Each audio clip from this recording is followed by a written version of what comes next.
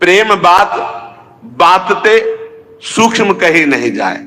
ये प्रेम बात वायु से भी बहुत सूक्ष्म है, कैसे इसका वर्णन किया जा सके।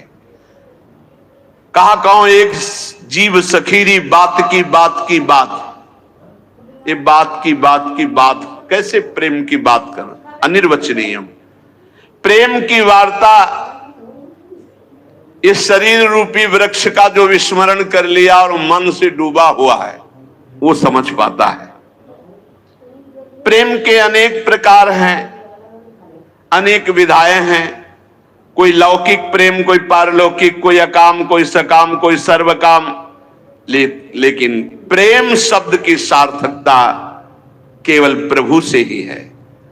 लाडली लाल से जो प्रेम है वही प्रेम है, और ये प्रेम पूरा संसार टटोल कर देख लिया किसी बिरले में होगा, अन्यथा नहीं। शरीर सुख, संसार की भूख, सामग्री की चाह, लोक पर लोक के कल्याण, ये तो सब मिलेगा। लेकिन प्रियालाल के लिए तड़पना केवल मिलन की चाह, उनको सुख पहुंचाने की चाह। प्रीति प्रीति सबको कहे कठिनता सुखी रीति, आदि अंत निभय नहीं बारू की सी भीति। जैसे बालू का पुल बांधा जाए तो कैसे टिक सकता है, बड़ा कठिन है। ऐसे ही निरंतर प्रियालाल में ही रमण करना मन का ये बहुत कठिन है। तत्सुख भाव आना, यही कठिनता रसिकों के संग से प्राप्त हो जाती है। जिस समय प्रेम का प्रादुर्भाव होता है तो लोक वेद संकल सुदृढ़, मन गज डारी तोरी, देखो प्रेम चरित्र या बंध्यो फिरे बिन डोरी। मन को बड़ा बलवान कहा गया। जब प्रेम प्रकट होता है तो लोक रीति, कुल रीति, वेद रीति सबसे मन उदास हो जाता है, एकमात्र प्रिया प्रीतम की रस रीति में लग जाता है। देखो प्रेम का प्रभाव, जो संसार में कभी रोके नहीं रुकता था मन, वो एक झटके में सारे संबंधों को तोड़कर महागजराज है, ये प्रियालाल के चरणों में, नाम में, रूप में फंस गया। मन मतंग मद रस मत्यो धस्यो प्रेम रन धाई, लोक वेद कुल कान की दई फौज बिचलाई। आहा, ये निरंकुश उन्मत्त महान गजराज मन जब प्रेम का प्रादुर्भाव हुआ तो ऐसा झटका मारा, कुल रीति, लोक रीति, वेद रीति, व्यवहार, लोक परलोक, मोक्ष सबका त्याग करके अनुरागी बन गया। प्रिया हा लाल। उसकी दशा क्या होती है जिसके हृदय में प्रेम प्रकट हुआ? तो कह रहे जेहि रूप जो प्रेम रस, शोनित रहत उदास, भूल्यो हसिबो खेलिबो खान पान सुख बास। महाभाग्यशाली हृदय में प्रेम उदय होता है। जिसके हृदय में प्रेम उदय होता है उसे कुछ अच्छा नहीं लगता, बोले वो उदास रहता है। हंसी मजाक, खेलना, खाना पीना, ये सब भूल जाता है। एक अद्भुत स्थिति प्रेमी की होती, वो जगत का कल्याण करने की सामर्थ्य रखता है ऐसा महापुरुष, पर ऐसा बिरला मिलेगा। 2-4 वर्ष की बात नहीं करते, 10वें वर्ष की बात करते हैं। कभी महाराज जी को मुस्कुराते नहीं देखा। अब बात अलग है।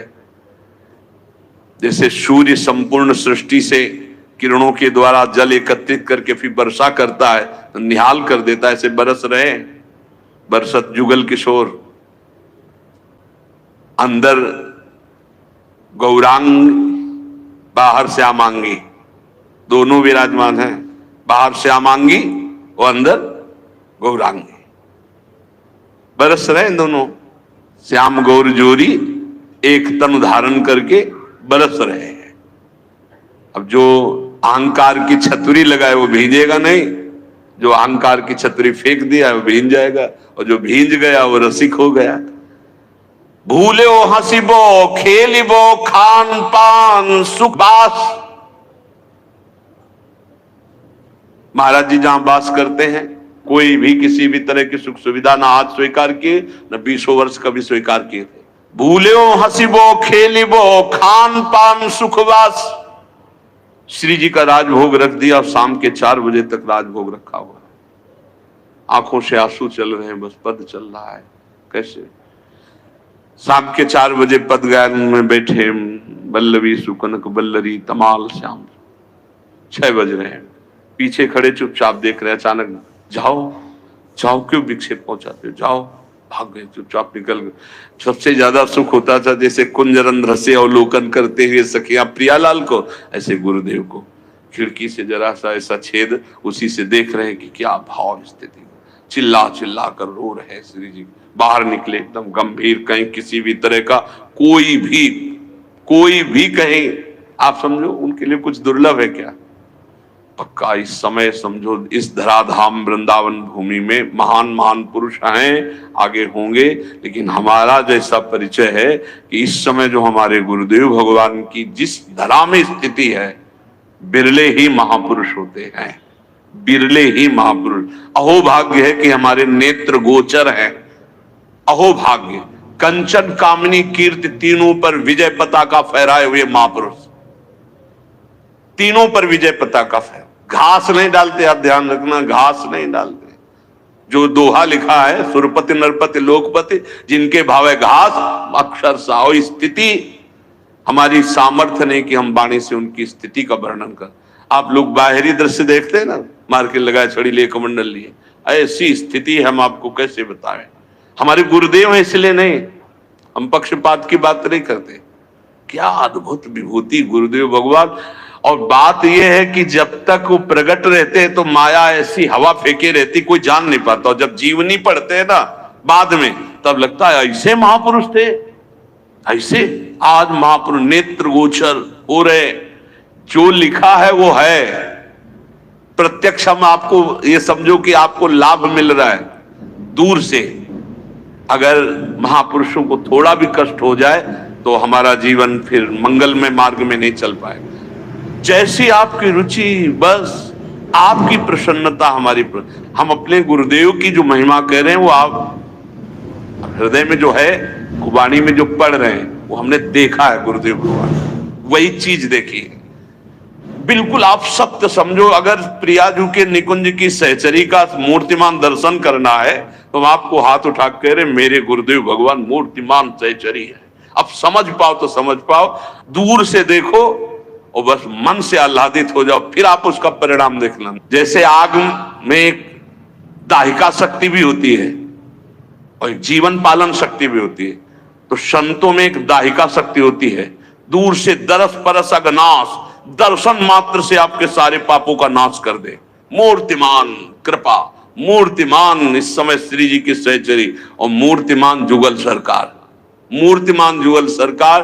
क्योंकि पीछे आपने पढ़ा कि दो नहीं रहने पाते, प्रेम का स्वभाव होता है। खोजने वाला लय हो जाता है और जिसकी खोज हुई वही रह जाता है। अब केवल प्रिया प्रीतम विराजमान। रूप छटाद हुत निरखी थकित भय मुख बैन, प्राण तहा पहले गए रुवत छाड़े नैन। भगवत साक्षात्कार किए हुए दिव्य महापुरुष। ऐसा जो देवर्षि नारद जी ने लिखा कि अमोघस्य, निश्चित समझो जो उनका दर्शन पा रहे हैं, जो कहीं भूल से उनकी चरण रज माथे पे लगाने को पा रहे हैं, निश्चित प्रियालाल की प्राप्ति होगी, इसमें संशय मत करना। अमोघस्य भगवत प्रेमी महात्मा मिलना। जैसे कल थे वैसे ही आज हैं, केवल बाहरी रूप बदला। हम वो